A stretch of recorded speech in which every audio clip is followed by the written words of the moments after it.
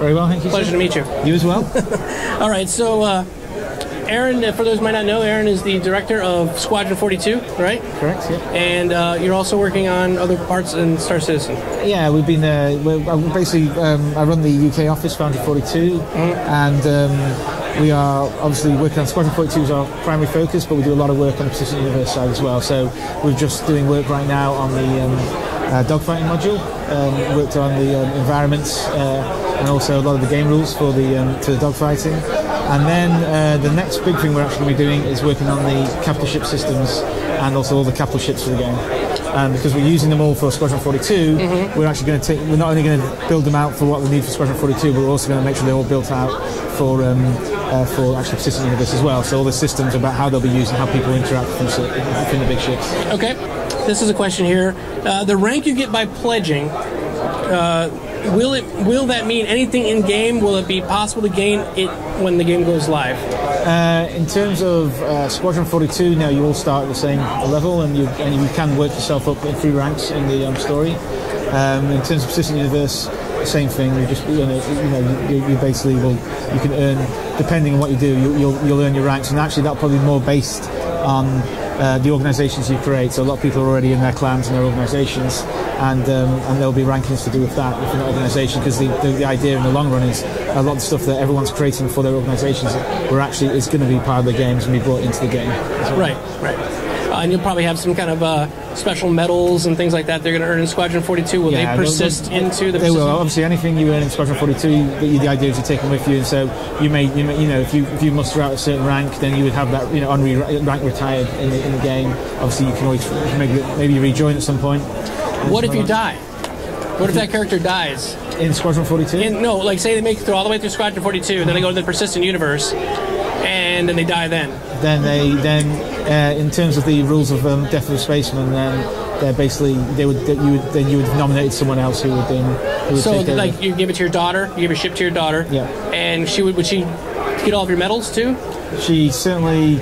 I mean, yeah, I guess they certainly pass on to her, but it wouldn't really be her medals. Right? Yeah, I was just wondering if somehow it's sort of tied in, so there's a way to display it to say that your account earned this, but obviously a different character. Yeah, I mean, it might be kind of fun actually to have in an instance like that where at first there's your medal display case, and then if you pass it on to another character, then it's almost like a family tree, and then you have like the medals with a picture of rest in peace of your character that's treasured, and then you've got the new character case and so forth. Like Ancestry.com or something like that, a whole family tree breakdown. Exactly. Just thinking about it, that would actually be quite a fun thing in terms of so you sort of map out what different characters achieved. And we're certainly going to have a diary which we're going to run, which will actually have those achievements and spelled out, so you can actually go back and when momentous things happen within Squadron 42 in the Persistent Universe, the idea is they'll be written down so you can go back into the log and check it out. That's awesome. So it's going to be, will it be like an achievement system that is like World of Warcraft, for example, like a book basically that you can flip through, that you can sort of see all of your achievements, or be more of a display like on your hangar? Well, I mean, in terms of the log, that would be more like a book. In terms of it'd be electronic, it'll be part of the Moby Glass. Okay, Moby Glass. But yes, but I think also I like the idea of the medals of having maybe some sort of case, which is like a shadow box. This section is from my great grandfather, and this is from my grandfather, this is from my father, and stuff like that. That's fantastic. Yeah, that's a great idea. All right, let's see. That was from Jan Matheson. This one is from the RSI Sub Forum, from Salt Lake. He's asking, first question, will NPCs have unlimited ammo? They'll have the same rules as players. So if they're in a ship which has a certain loadout, that's what they'll have as NPCs. Okay. So once they run out, just like everybody else. Okay. Well, I mean, obviously, you don't run out of energy weapons, but yeah, if they've got ballistic weapons and they'd run out, then it's easy for them. Okay.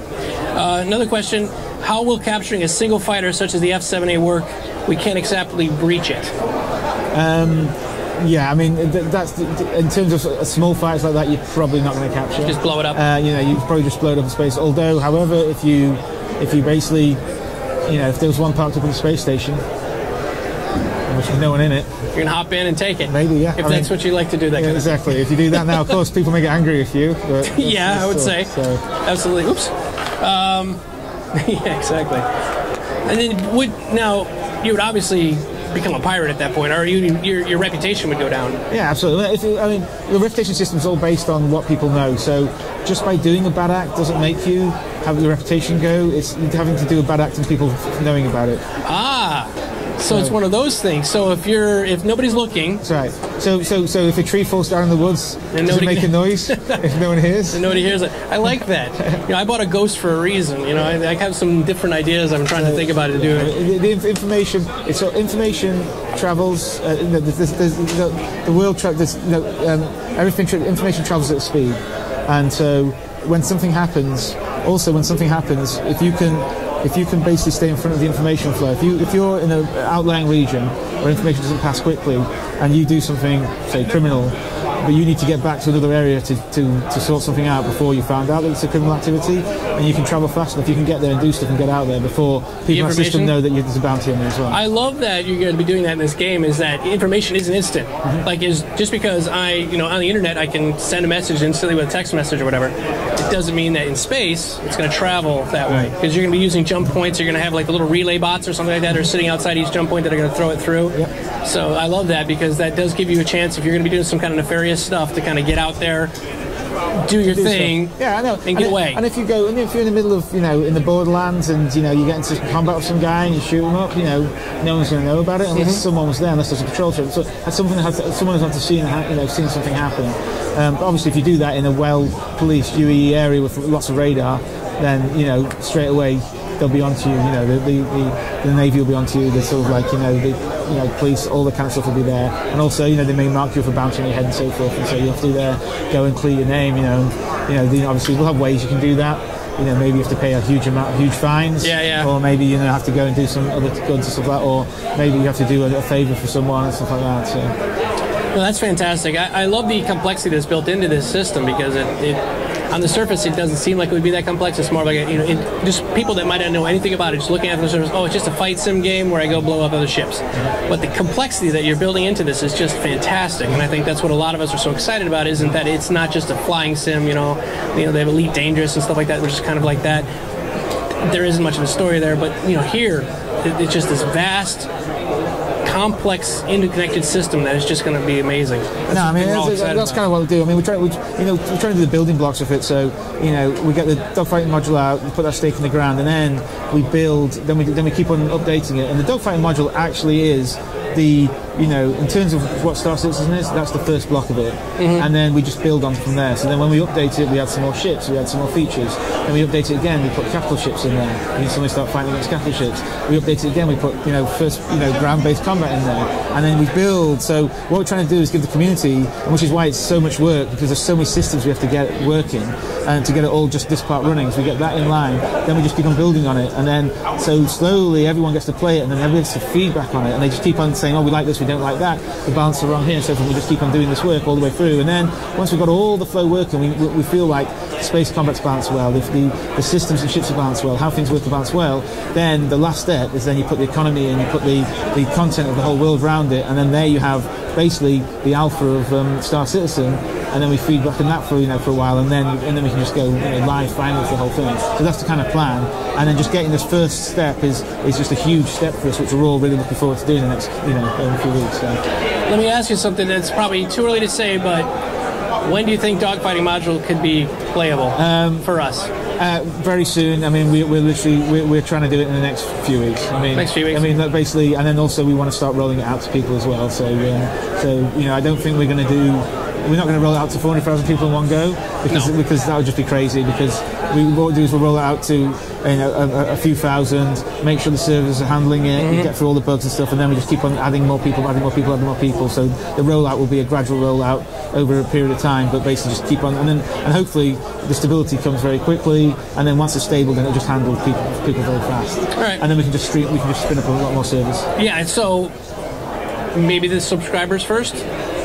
There's a number of things we have to think about. One is we like, obviously we want to support the backers who backed us originally as well, in terms of the date people backed us. Oh yeah, that's true. That's a good point. And then golden ticket holders probably. So then the subscribers as well, and then also there's people who have obviously contributed a huge amount of support to the game as well. So we want to be fair to everybody, and so we'll come up with a system which is we feel is as fair as it can be in terms of, I know, because when you're sort of rolling stuff out, everybody's going, but I want to do it. It's my turn. So we're going to try and strike a balance where where the guys who have been loyal to us for a long time, from the beginning, who signed up and stuff like that. Also, a big part of that equation, as well as subscribers, as well as guys who've really just put the whole heart and soul into really just supporting us in other ways as well. So.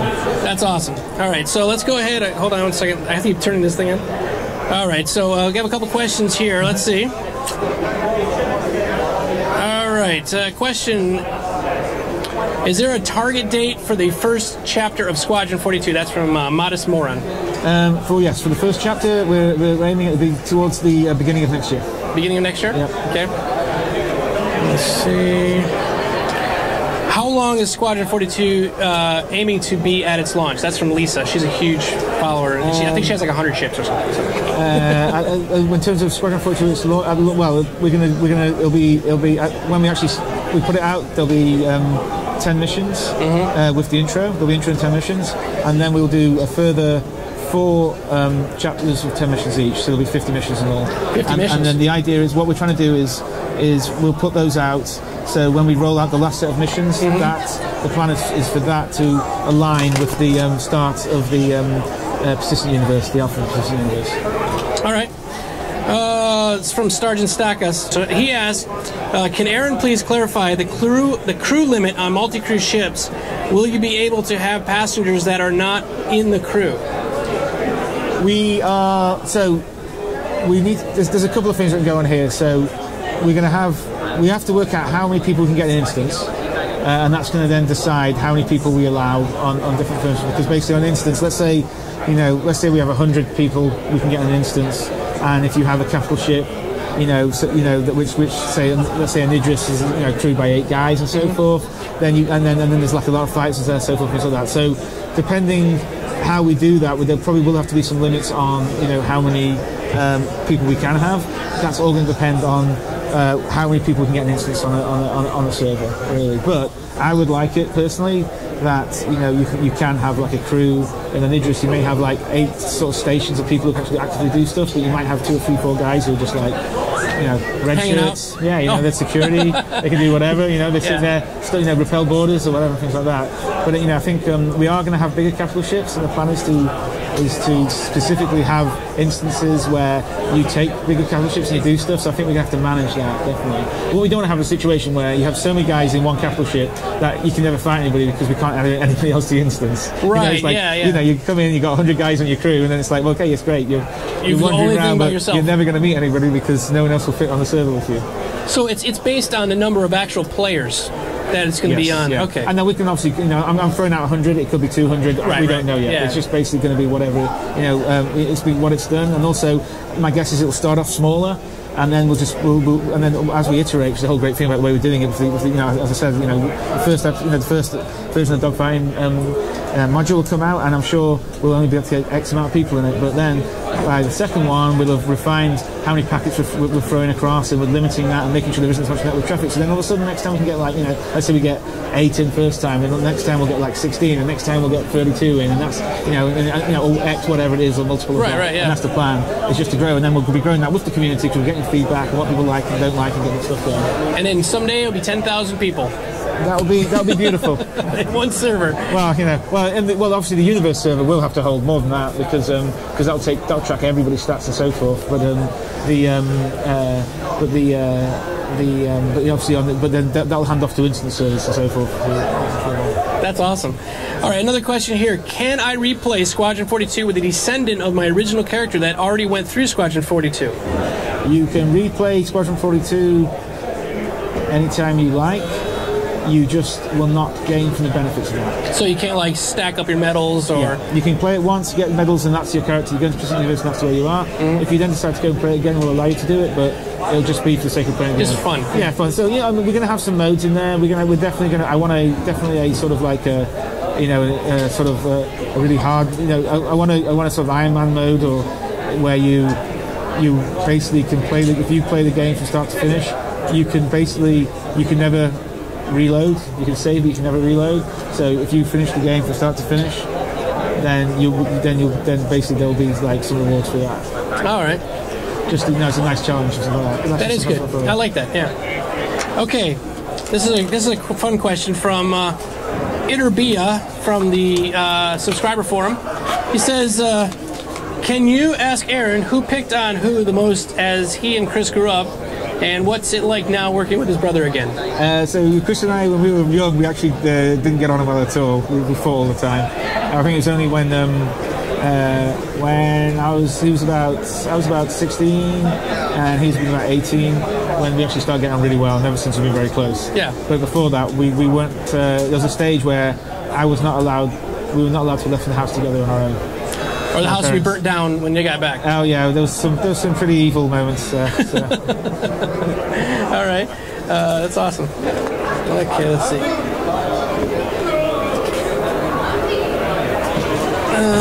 Let's see. Oh, this is kind of an involved one, so I'm going to try to just skip through some of it. Okay. Will battle instancing be spatially static or spatially dynamic? My understanding is that SIG hopes to use dynamic spatial instancing, but they won't know how plausible it'll be because they haven't really done it before. So I'll just make sure I understand the question. Yep. Yeah. Dynamic spatial instancing. I don't know how plausible it'll be because it hasn't really been done before. I can tell you. I hope I'll answer the question. I can tell you what we are going to be trying to do. The instances are going to be there'll be instances for, so you've got like 10,000 people in an area, and if we can only handle say 200 or whatever it is on one server, then basically, if say one organization for 100 guys comes this way, another organization for 100 guys comes this way, they meet, they do a big combat, no one else is going to enter that combat, even if they've got more than, if they've got like thousands of people, until someone dies and someone can go into that. So there might be a bit of a wait if it's sort of a battlefield like that. There's going to be that sort of stuff going on. If other people are going, there might be lots of people who meet at the same location, but they may be in a different instance just because we can't handle them all in there. So that's just I guess that's the dynamic side, I guess. But there are also going to be instances, which I guess are not really instances, they're actually going to be part of the game but they will have to be treated as an instance where there'll be something special, and there'll only be one of it, and only so many people can go there at a time. And so if you discover something in the far-flung range of the galaxy and you can only get 200 people in there, then only 200 people can be in there, and when people leave you go in there and so forth. And then once it's been pillaged or robbed or taken, then it's gone, and then you have to wait for the next one, and that's going to be sort of very rare sort of stuff. And we wanted to make it that way, so there's going to be certain stuff which people really want to go out there and investigate and find, and when you get it, it's going to be really special. It's not going to be a kind of like like a quest in World of Warcraft where everybody sort of does it in instance. It's going to be something like, you get this, and not many people get it so far. And it's rare. It's rare, and in some cases it's gone. That's and fantastic. You'll never get it again. So. I love that, but there's a lot of people that are more, they're like, oh, come on, I missed it, and how come I can't get a chance to get it? But then they can find something else. There'll be other stuff as well. Right. And we will dynamically create other instances of this thing, but not in the same place elsewhere. There'll be another cool artifact, there'll be another cool thing elsewhere, and it may be similar, it may do the same job, but that's the way we'll do it. But once the location's done and once it's gone away, and then someone will go exploring and they'll go and find maybe a jump point or a wormhole to somewhere else and find something else, and then they find something special as their reward for doing it. You just mentioned artifacts. Is there plans to have like I know they were talking about adding like a man cave portion to the asteroid hangar? The asteroid hangar sort of expands now, and then the other hangars are going to be doing the same kind of thing. Is there be like a place that you can sort of set up these rare items that you might find out in the universe? Oh no, I mean we are going to well, in terms of when you say what you have in terms of you're going to basically create your your sort of. You are going to be able to have your sort of like hideouts and so forth and things like that. That's absolutely the plan. Okay. Very cool. It's very exciting here. This thing getting around you. Get on your hand there. Okay. All right. First pass along the moan of pain for having to wait to see Retaliator. Follow that with thanks for the awesome teaser work coming out for Foundry 42. That leaves me confident that I'll be thoroughly happy with Retaliator when I do see this update. Question number one. Okay, I was going to say, that's not much of a question. Well, the Retaliator we've reworked. It is, we're really happy with the design. Yeah. We changed where the torpedo bays are, because on the original design of torpedoes were basically going to be launched right behind a jet wash, which wouldn't have been good. So we fixed all that. We've done a lot of interior design, and that's actually now often been modelled by one of our best guys, Nathan Dearsley, who's working on that kind of stuff, and he's really good. So we should be hopefully getting some updates for Retaliator pretty soon. PBR. How's it coming? It's in the demo on the floor. So the stuff that looks great. Actually, Nathan I just talked about is one of the masters of that, and he's basically working on stuff and so that. But yeah, it's getting, we've made the move over. I think some of the hangar stuff still needs to be moved over because there's a huge amount of content there, because you have to do a whole content pass. Yeah. But once you have the PBR, because it's all based on, this is a metal and so forth, and the way it works, it actually should make, once we've actually decided what's metal, what's not, and so forth, it will actually help us get stuff quicker. I bought Rise just because of PBR. That's the only reason I got it, because it didn't really interest me that much, but then I started playing, I was like, wow, it's gorgeous. I mean, all the armor and everything looks really great. Okay, so the question he has is, it is strongly suspected that Foundry 42 will be sticking around after Squadron 42 is out to put out more single-player content. Can you make it explicit and state that Squadron 42 is expected to begin development of an additional single-player material after Squadron 42? It is, yes. It is, okay. We are definitely going to be doing we're going to basically do a campaign after this campaign, which actually was promised on one of the stretch goals early on. So we will be doing that. Also, we will be then that'll be sort of a mini sort of campaign. Then we will work on a long term. Want to have later on. There's probably going to be another big war which will break out, which people may want to re-enlist for. Yeah. And then also we'll probably be doing some work on trying to flesh out some cool instances and missions and stuff for the actual persistent universe. So maybe if you go somewhere, you can go in and do run a few missions and do sort of things which are more story based in terms of cool stuff to do and things like that. Awesome. Okay. I was just asking you guys. Any more questions? Because we'll be wrapping up pretty soon here if you don't have any new ones, because I got a couple more left, but throw some questions at me if you want to hear any more. All right, let's see.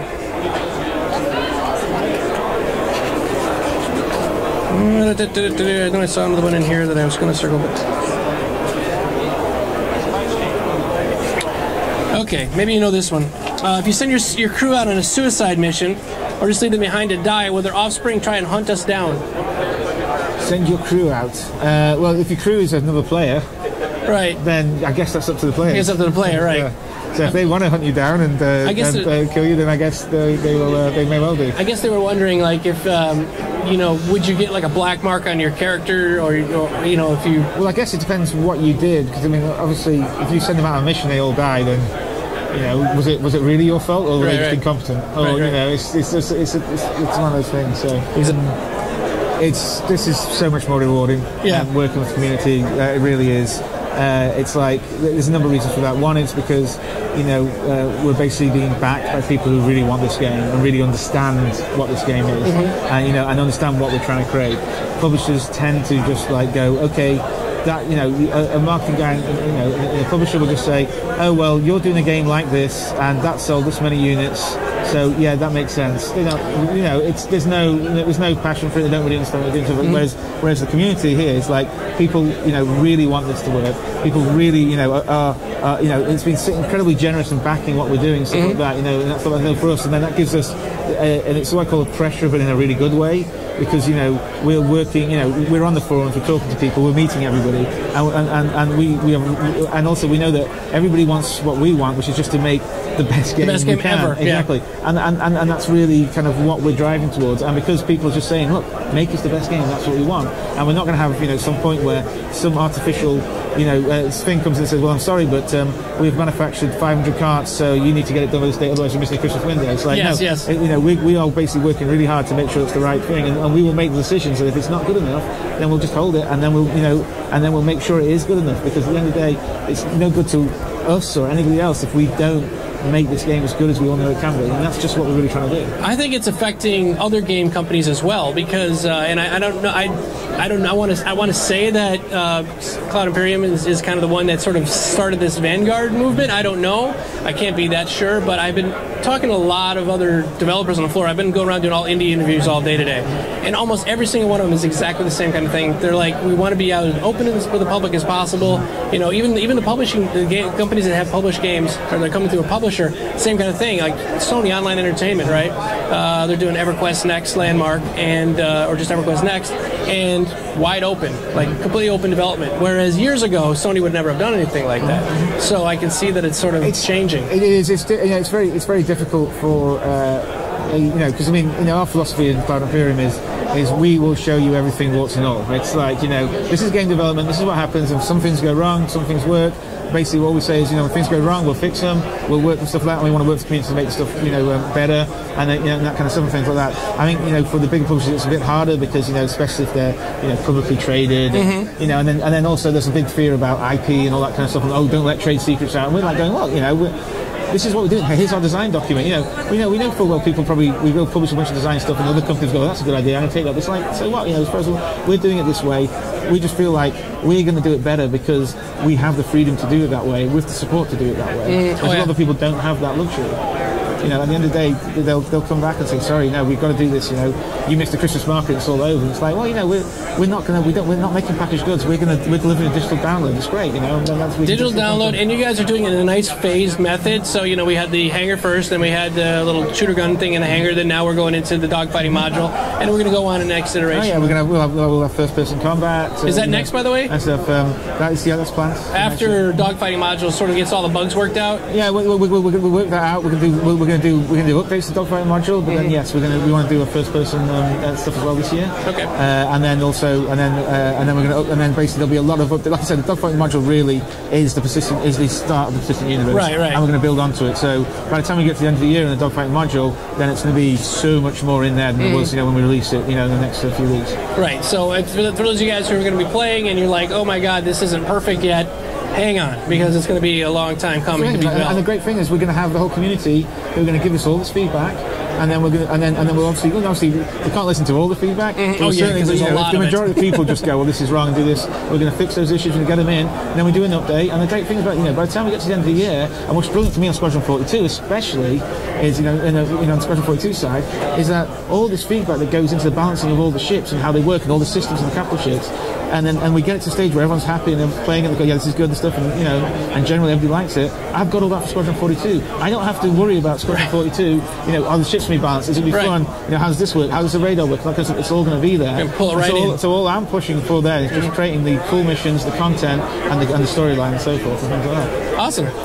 All right. Sorry, everybody, that the sound's low. Real quick, this will be going up on my YouTube channel, and I'm recording it with high-end mics. So if you can't hear it right now, we'll be good next time. So I understand the sound's not so great because I'm using not appropriate mic for this. Okay, let's see. Last question. I guess we'll ask this last one, and then we'll wrap it up here. Does the Idris have an internal defense aside from the Marines? The Idris have an internal defense. In terms of automated, maybe like a glue gun or something like foam defense. But there's going to be a lot of. This is where the beautiful thing about the ship systems is going to be is that you as players can come up with ways of defending stuff. So, for instance, someone boards your ship. Maybe you can lock certain compartments out so they can't get through. Maybe you can suck people out into space by blowing them. Spaced them. Maybe you turn off the gravity, and so you've all got magnetic boots on.